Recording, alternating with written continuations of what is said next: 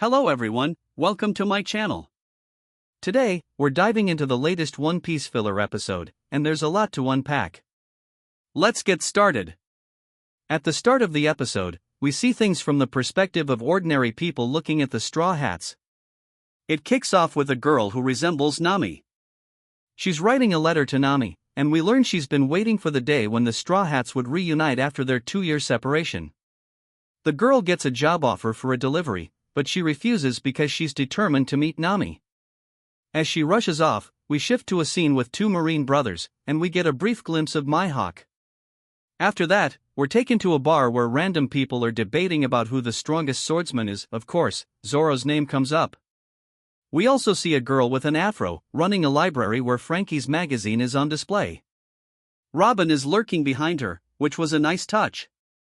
Back with our Nami fan, she knows about Luffy's 3D2Y message and is super excited for the reunion. Next, we meet some of Brook's fans, blocking the girl's path.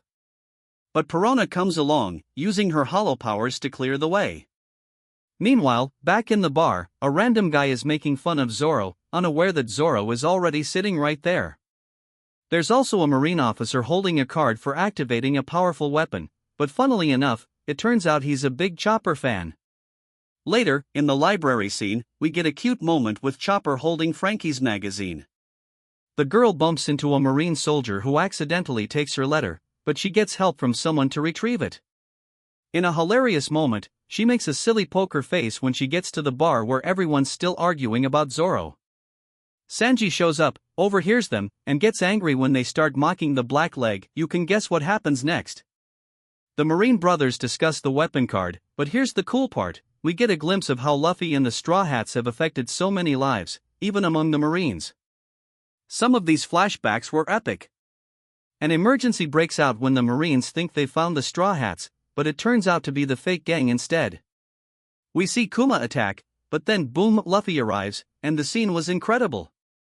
Back to the library girl, she's a huge fan of Soul King Brook but sadly didn't get tickets to his concert. However, some kids cheer her up by reminding her that all the Straw Hats are reuniting. We even get a glimpse of Rayleigh. The Marine soldier helps the girl, promising to get her closer to Nami. But on the way, Perona's hollow ability hits him, and then a familiar character appears, pushing the girl down. Things heat up as the Marines prepare to attack the Straw Hats ship. But this girl is a Nami fan, and she's not going to let that happen. With help from the library girl and the kids, they manage to steal the weapon card, stopping the Marines from launching their attack. In a sweet twist, the girl finally catches a glimpse of Nami, but at the last moment, we realize she wasn't holding the weapon card after all, it was the letter she had written for Nami. It was such a wholesome ending, perfect for every One Piece fan.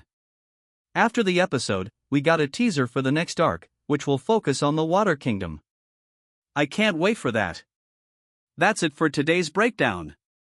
If you enjoyed this, don't forget to like the video and subscribe to the channel.